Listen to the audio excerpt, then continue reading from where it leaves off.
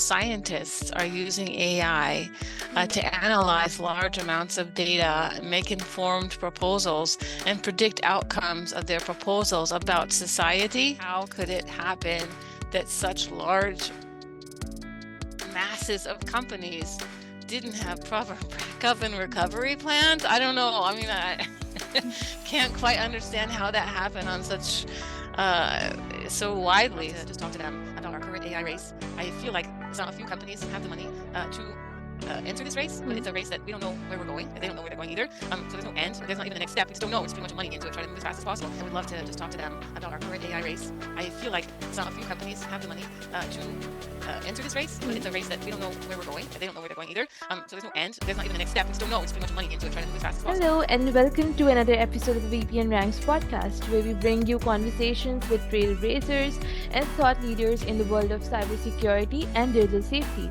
Today, we have the pleasure of speaking with a visionary who is making significant strides in empowering the next generation with the knowledge and skills needed to navigate the digital world safely. Joining us is Angeline Corvaglia, the founder of Data Girls and Friends, an initiative dedicated to educating young people, their parents, and educators about online safety and AI literacy. Angeline's work focuses on three critical pillars: privacy and security awareness, critical thinking in the digital world, and balancing the benefits and risks of AI. Through her innovative approach, Angeline equips users with the tools to protect their data, fosters the development of critical thinking skills to evaluate online information, and guides users towards responsible technology use. Her mission extends beyond just teaching concepts. She aims to empower today's tech-savvy generation with critical thinking, empathy, and a questioning attitude, ensuring they thrive in an AI-driven world. We are thrilled to have Angeline Corvaglia with us today to share her insights, experiences, and strategies for creating a safer digital environment. Please join me in welcoming her to the show. Thank you so much for having me. It's really such a wonderful introduction, and I'm looking forward to having a great conversation. Thank you.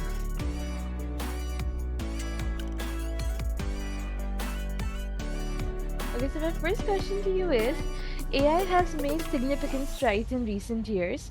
What do you think is the most impressive capability of AI today, and how do you see it being applied in everyday life?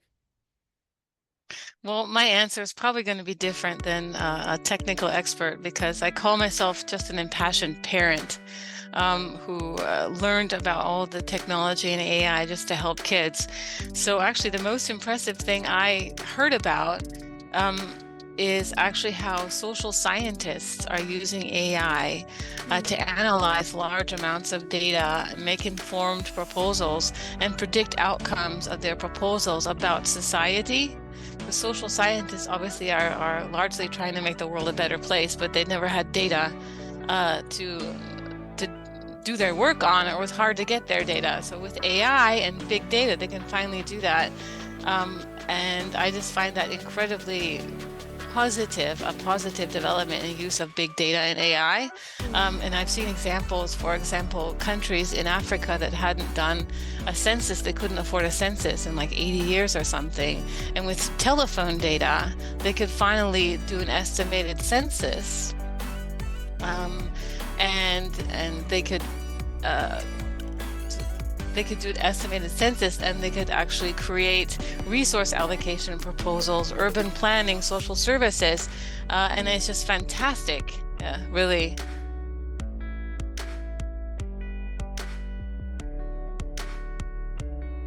So, Data Girl and Friends make learning about online safety and AI fun for kids. What's one of your favorite adventures or stories from the program?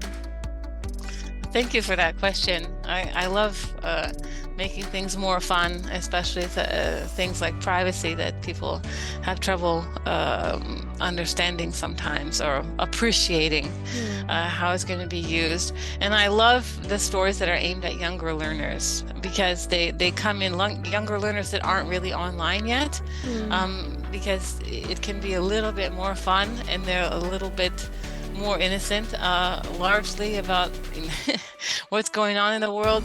I have a new series that is based on some animals that that tell stories about their adventures.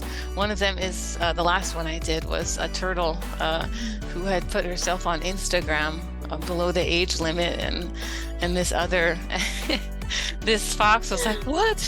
How did you do that?" And there was Data Girl who kind of told her, "No, it's really not good. Like, age limits are there for a reason." So I had fun creating that one, and that was my favorite. But I Do you also come have up with one the I really, concepts yourself? You come up with the yeah, concepts yourself, or is it someone else I involved, do. like your daughter? Yeah, actually, I that's a good question.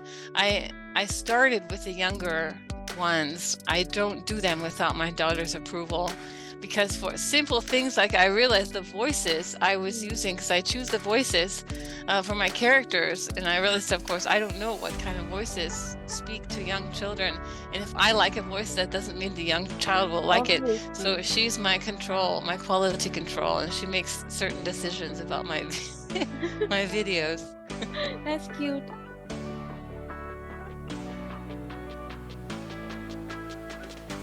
Okay, so what are simple yet effective ways parents can teach their children about online safety and AI through everyday interactions?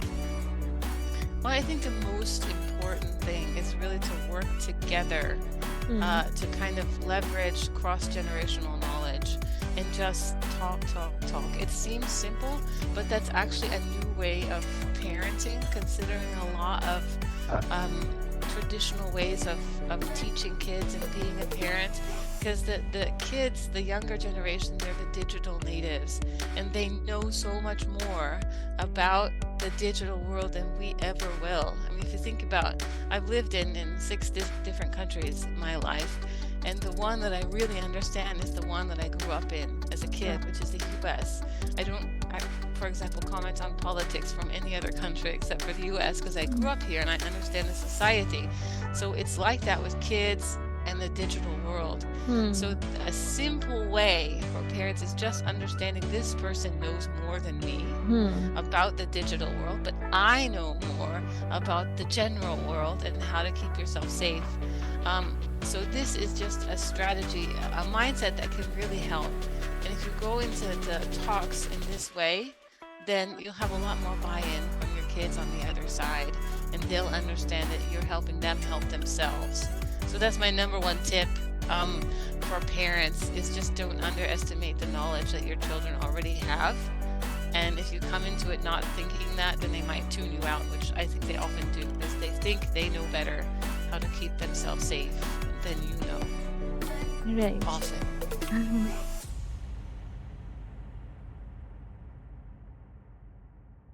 So recently, there was a significant Microsoft outage attributed to a CrowdStrike update. What are your thoughts on this incident, and what lessons can businesses learn from it? I have to say, I have to admit that I was in a very lucky moment when that happened, because I'm at my parents' house in the middle of the Indiana cornfields, so I didn't have much impact. But when I was reading about that, what I saw really just the headlines and a few articles, I was reminded of my time as a CFO, where we did quite a bit of digital transformation. And we had a very good risk officer and a head of IT who were always thinking of the worst case scenarios. So I was just thinking back to just how we would have felt if we were in a position of either one of those companies who suddenly nothing was working, or this poor company who caused all of it. Backup and recovery plans would be my thoughts. Like, how could it happen that such large masses of companies didn't have proper backup and recovery plans? I don't know. I mean, I can't quite understand how that happened on such so widely. So I guess that's what I would be taking from it, from business. Like, how can I make sure this doesn't happen again? Like, reliant on a third party to do my most critical activities and not have a way to get around it quickly.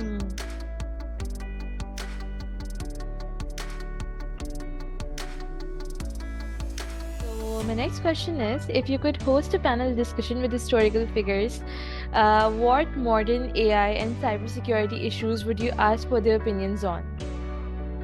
That's a good question. There's so many things to talk about, right, with what we're doing in AI at the moment. But I'm a little bit obsessed with unintended consequences because I feel like we're moving forward so fast Right.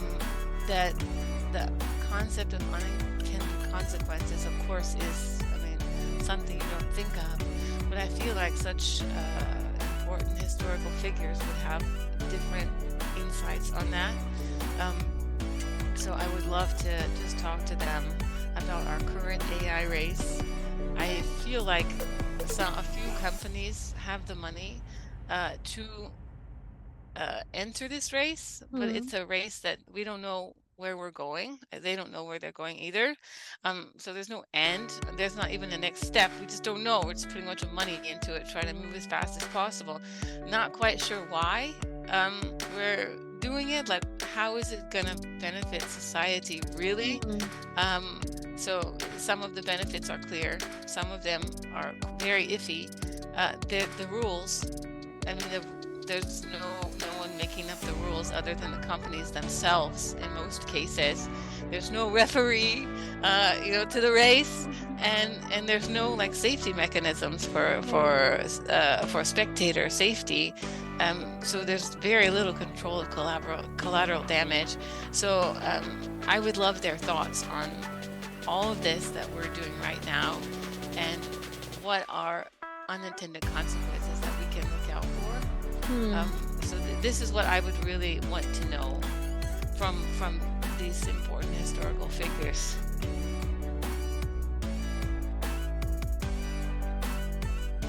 So you've worked extensively with children on digital literacy. What's the most unexpected or amusing thing a kid has asked you during one of your sessions? And that's a good question. I mean, kids, they the thing that I didn't expect really was how sophisticated they actually are. Going into this, I didn't realize how much kids already understand, for example, about algorithms. So I was trying to think about amusing things, and unfortunately, I couldn't think of any. Because as I said, I was a CFO before, and people make fun of me. I have a little bit of a CFO mindset. So I'm always focused on the negatives because I feel like other people push the positives. So I try to focus on the negatives, which is not always the best approach. But yeah, that's what I'd say. Quite unexpected how well kids really understand what's going on. On the way we were flying to the US, my daughter, who is not very much online, so she knows the online world largely through my work. I don't really let her use video games very much because she's really intense and then she gets like stuck in stuff. But in the plane, I let her play. She was Angry Birds, so she was there playing Angry Birds. And I told her after like half an hour, no, you have to stop and do something else. And she didn't want to. And so I finally got her off Angry Birds. And I asked her, did you notice how hard it was for you to get off? And she said to me, yeah, I noticed that. That was AI, wasn't it? And I was like, oh. I didn't expect you to recognize that. So yeah, that was surprising that just from a few videos that she was able to recognize that there was AI there, Wow. and it was impacting her ability to want to get off.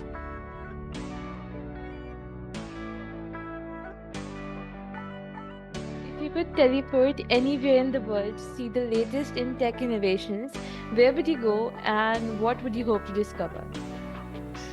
That's a good one. I thought a lot about how to answer this question because my first reaction was I want to go to Silicon Valley and find out what secret innovations that they're working on that all of us probably should know about. But then I thought about it's pretty likely that there's other places in the world that are doing even more significant things with AI that we don't talk about. So, you never know. I mean, who is actually doing what with AI and how it's going to impact us? I mean, for example, how elections are impacted with AI. I mean, messaging, hyper personalized messaging for elections. This is something, or how wars are being waged with AI. But in the end, I decided I would like to go anywhere that would give me hope that AI is how it's being used for good, in the sense like AI helping us to stay safe from AI. I have this AI expert that was my original inspiration for data growth. His name is Bill Schmarzo.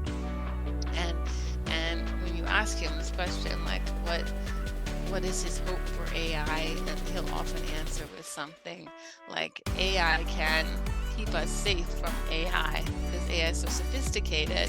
You know, for example, a simple example, like the problems we have with social media and sextortion and bullying and all this kind of thing. AI can easily recognize what's going on when there's a request for something inappropriate, or there's inappropriate messaging, and it just needs to be rolled out more by the companies that have, or not even in the devices that kids are using. So I would want to go anywhere that would give me hope that AI can and will be used to keep everyone safer online and weeding out the bad actors. I think this would be something that would be really, really great to see.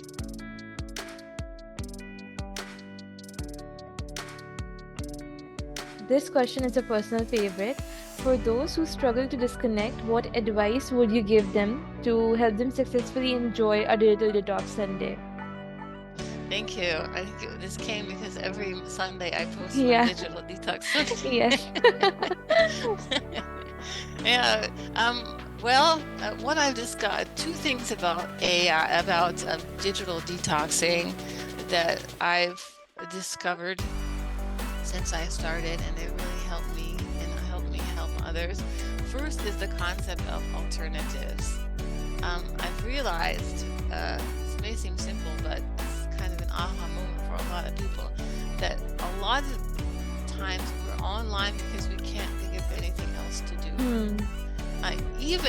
Even like that, I found this for myself. Like, I have my phone right next to me, and I can't think of anything else to do with my mind. And we're not used to just sitting there and staring into space and thinking about something. So we just pick the phone up and start, scrolling through it.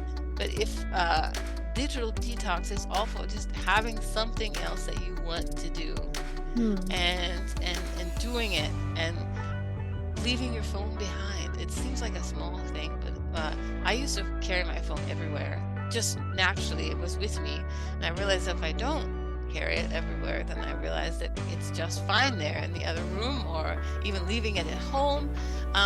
So this is like a strategy that if you realize, what is it that is keeping me there? What is pushing me to want to check my phone, for example? It's the one we carry with us. Why is there no alternative? So the advice is understand your why. What's keeping you there? And what are the alternatives that I genuinely would like to do, or that people around me would like to do? I mean, I live in southern Italy, near the sea, so it's kind of easy to understand what I'm going to do every time. I almost always post pictures of the sea because that's just my favorite thing to do, is look at the sea. And the other thing I've recently discovered, I've recently been reading about this dopamine. I always knew about the dopamine effect, but now I've been reading a book called Dopamine Nation that really talks a lot about the impacts of another book called Happy Families that talks about impacts on children, of how it keeps us online, and the impact of taking ourselves away from anything that gives us a lot of dopamine. And there's actually a period where your body is getting ready, getting adjusted. And if you know about that period, then you can kind of easily help yourself or others. Say, okay, for half an hour or something, this is going to be hard for me, but once I get past that half an hour, then it will be much easier to detox and just put your devices in a physical place where you won't automatically pick them up when you don't know what to think about. So that's my my techniques for successfully detoxing, because I'm if it's there, you're gonna pick it up. If it's not there, then you won't.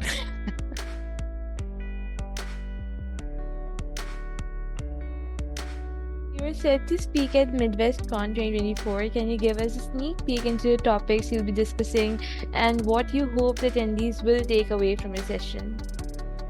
Well, I am going to talk about the need to put more resources in analyzing and countering the unintended consequences of this AI revolution on the next generation. Okay. That I think I've never been to MidwestCon, honestly, but from what I know about it, I think the attendees will tend to be an audience that think in this direction.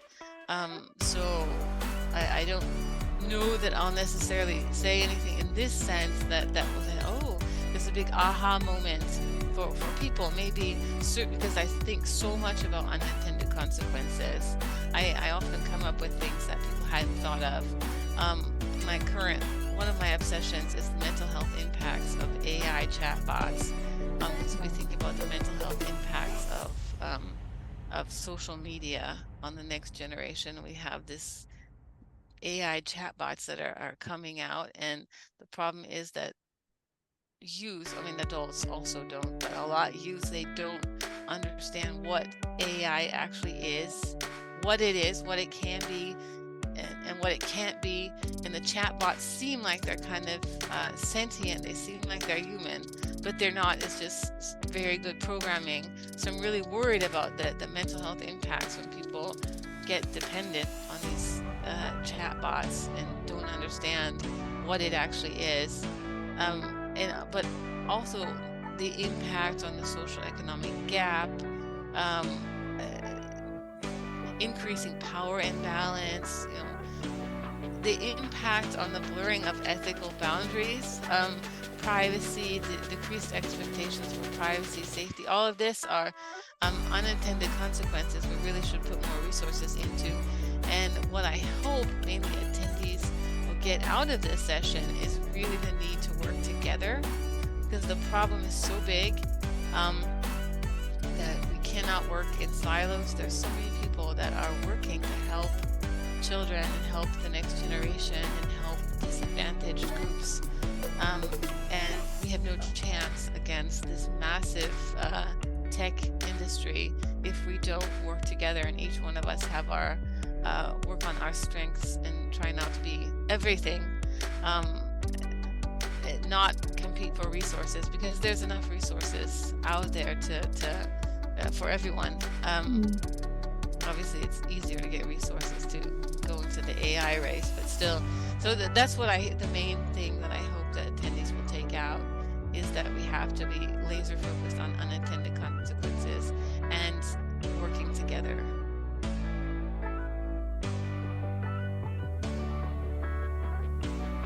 Okay, so this brings us to the last question. If you could put one piece of AI technology into a time capsule to be opened 50 years from now, what would it be and why? I have to say, before I answer the last question, you have really nice questions. There's a lot of really hard questions. I could answer so many things. Also, this one, I had to think for a long time, what am I going to say to this? So many things I would just put into a time capsule, because I wish we could generally put a pause on for 50 years. Because as I said, I do focus a lot on the negatives, but there are a lot of positives about AI as well. But the problem is that the masses aren't informed on how to recognize AI and how to keep themselves safe when interacting with it. And this can have so many impacts on our society and on individuals. I wish that we could just put a pause on things until we have a proper educational system, programs for the masses before we move forward. I know that's, I mean, because we're just so far away from that. I think 50 years, so if you would wait 50 years, probably we would have that integrated into our educational system somehow.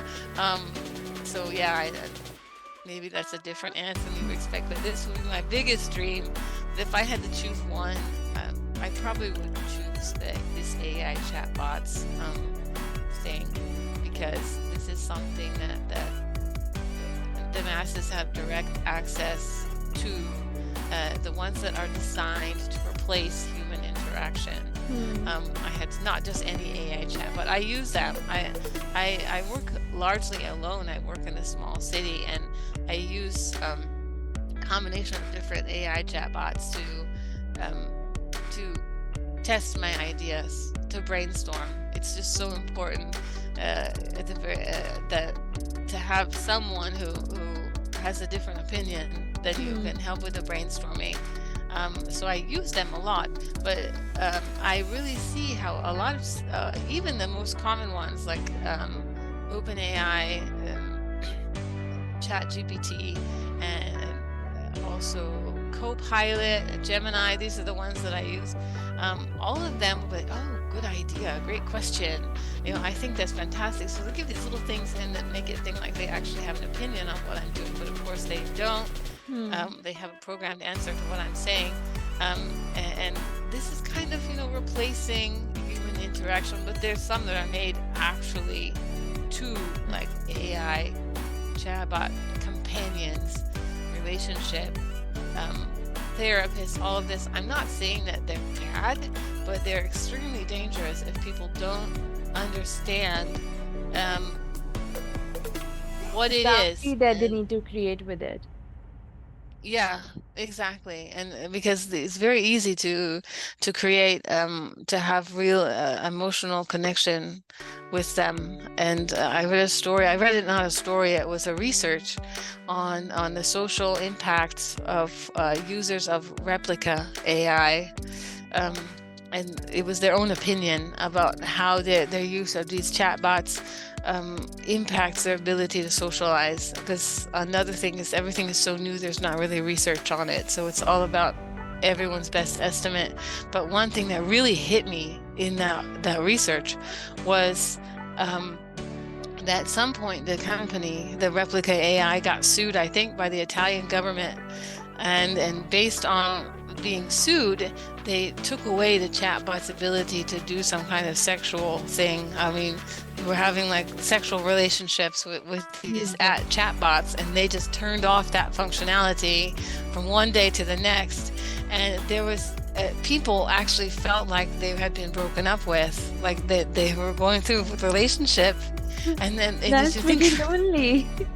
Yeah, and it's really lonely, and you think, wow, I mean, like, and millions of people use these things, and it just, Italian government, I think it was, sued them, so their action was change the functionality, and I don't know how many of these millions were impacted. You think about, wow, that they didn't understand that's. They often knew, but they didn't understand emotionally. It's just like a machine that can change from one second to the next. So yeah, if that could kind of go on pause, that'd be really nice. Well, thank you so much, Angeline. It was lovely talking to you. I had a good time, and I'm sure that the audience must have learned something. And thank you so much for joining us today. Thank you too. It was great.